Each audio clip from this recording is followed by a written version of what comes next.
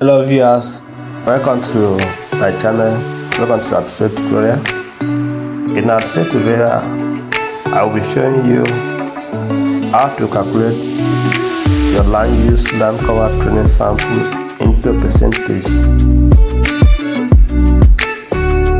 Now maybe you'll be asking, guys, I got you to watch my previous land use land cover supervise. The video is there already.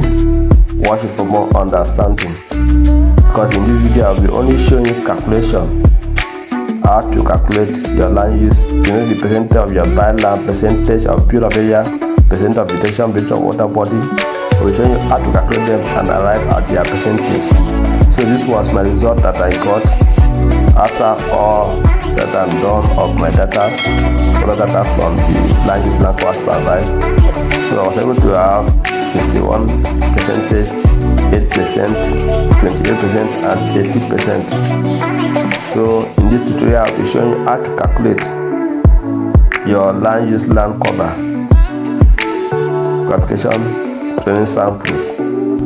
So as now, let's get into our training.